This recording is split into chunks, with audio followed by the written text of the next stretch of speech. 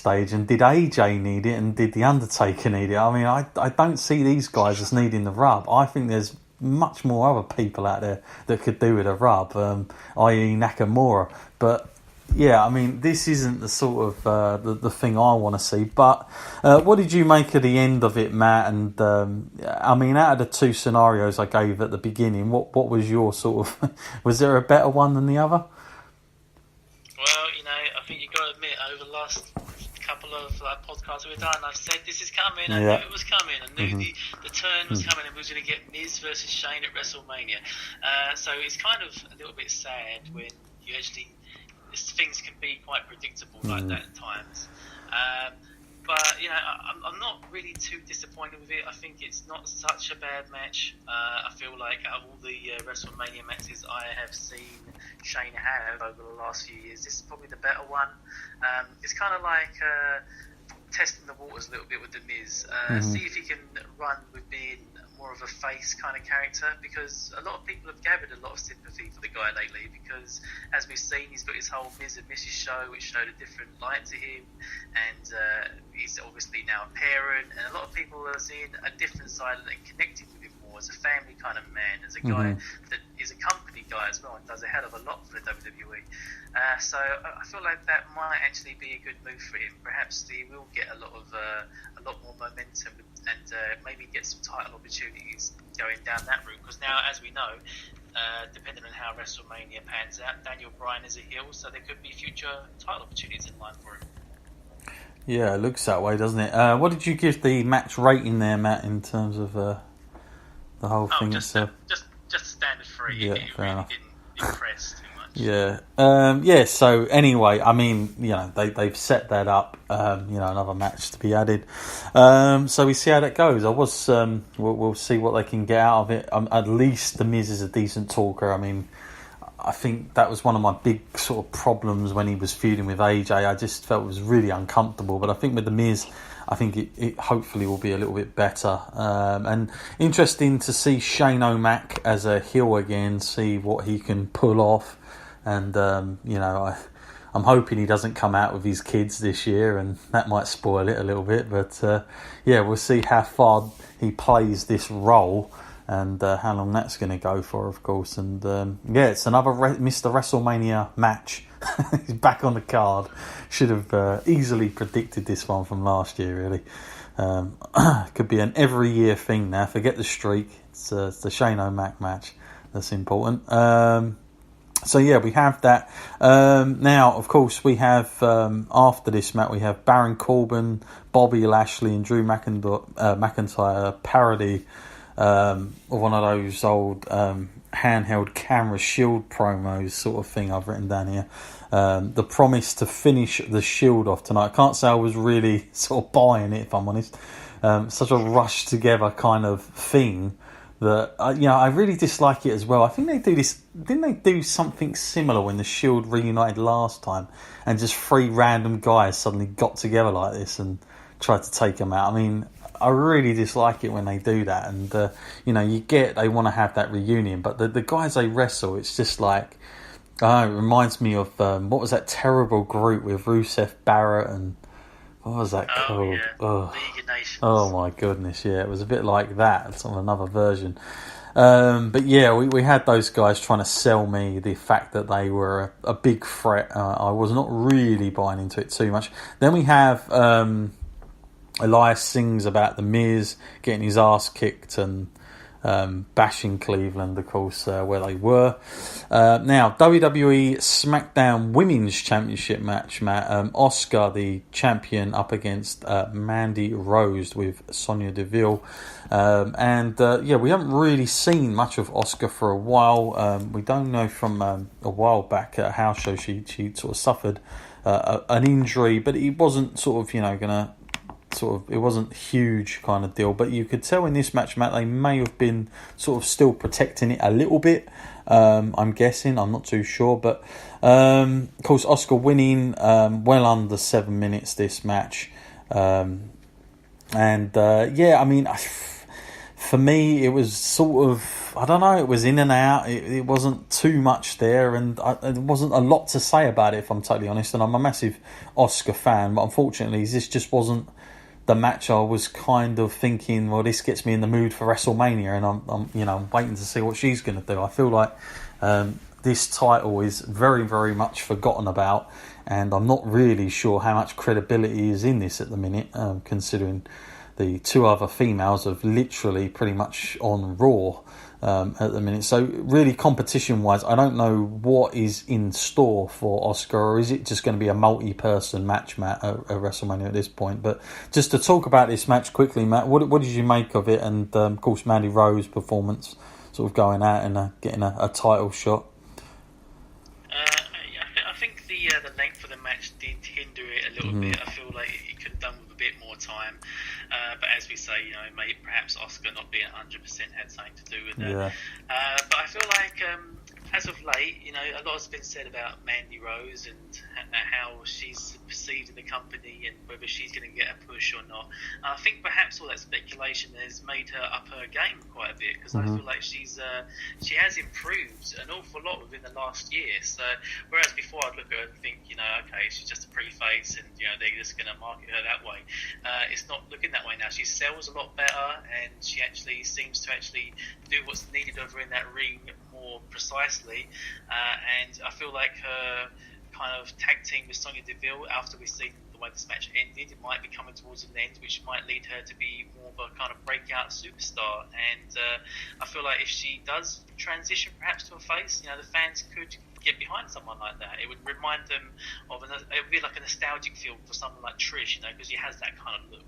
Mm-hmm. Yeah, no, absolutely. So I gave this 2.5 stars for me. It wasn't really overly great, but what about for you, Matt? Yeah, same, because as I said, there wasn't enough time for it, and maybe that does shave a little bit of one of the star ratings off, but there's not much we can say about it other than that. We didn't have 7 minutes is a very small amount of time. Yeah, not great. Just a quick note, Mandy appeared upset with Sonya as they left. Then we had the New Day finding Kofi Kingston, who'd been waiting outside the McMahon's office, and apparently for over an hour. They convince him to go inside where Vince awaits, and then we have Big E and Woods hype Kofi up to Vince, saying that people want Kofi, and he hasn't listened. Vince does the right thing and makes the WWE title match a triple threat, by all accounts. And yeah, they're trying to sell that thing, and then of course Kofi comes out, Matt, and out for the triple threat, and then they start, and Kofi thought it was for a title match, and of course it's not going to be, and he ends up facing the Bar, of course, Sheamus and Cesaro, who I'd completely forgotten about where on earth those guys were, but there they are.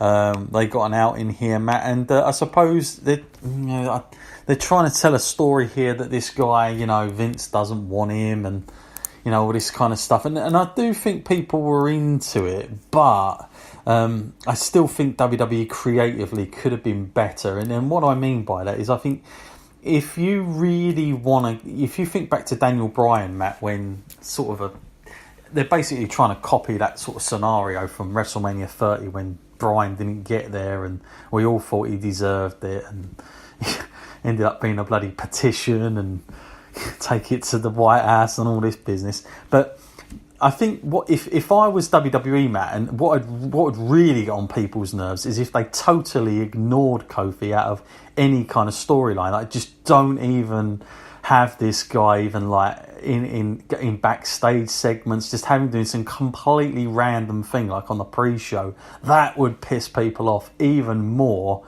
But because they are kind of bringing it into the story, I think people kind of saw it coming a little bit. And I think they see it coming now, like a lot more obvious. But I think they could have played it a really good way if they'd have just completely ignored it, like on TV, and had Kofi doing something really random, like nowhere near it, not even talking about it in storyline sense.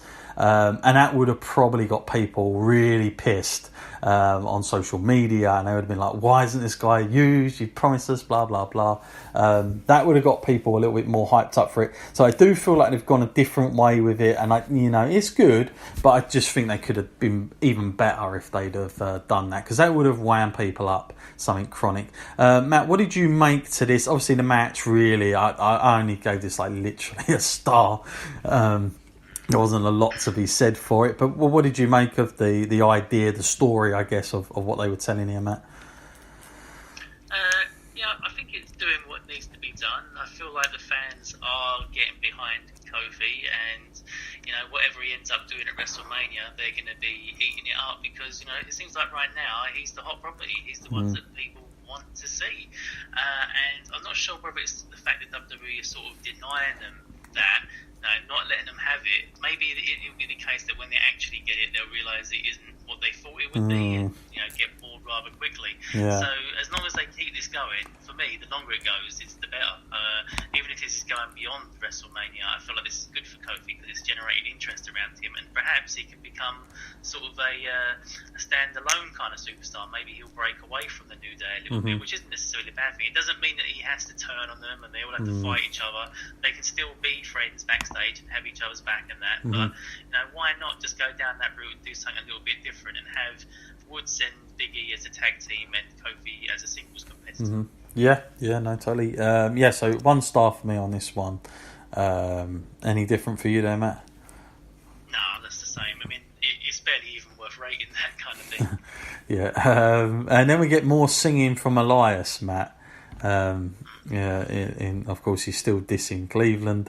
Very confusing with him, because a little while ago they were getting behind him as a babyface, and they sort of completely changed their mind on that whole thing. Now, a little bit after this, we get the WWE Raw Tag Team Championship match. Now it's the Revival up against Aleister Black, Ricochet, and of course Bobby Roode and Chad Gable. My goodness, what's happened to poor old Bobby? But here we are. Triple threat. Of course, it was going to be slightly different, but of course, Tommaso going under the getting surgery and all the rest of it. This sort of feud, I kind of saw it going there. I think I'd said to you a few weeks ago, Matt, isn't it typical that everyone that wins tag team belts always lose after they've won it every week on Raw? It doesn't make any sense whatsoever, as these guys are supposed to be credible. And of course, any other sport, if you'd have non-title or title, you'd be considered as the guy, regardless. So very strange formula that WWE run, and they do it so often. What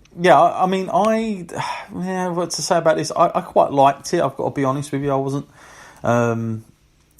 sort of massive into it, because I was wondering how it was going to work, just the format of the match. I'm not a massive fan of that, but I thought it was good, and I thought all the competitors, pretty done well, and of course the Revival coming out winners, 10 minutes 49 seconds. I actually give this 3.5, almost a 4, I think, if it had been just a little bit more, but for what they had, and everything else, they didn't have long to sort of build to this. I thought it wasn't too bad, and I'm kind of pleased the Revival are becoming established. But the established, it's almost like 1 foot forward and 2 steps back, because I can guarantee you tonight they'll probably lose in a non-title match or something.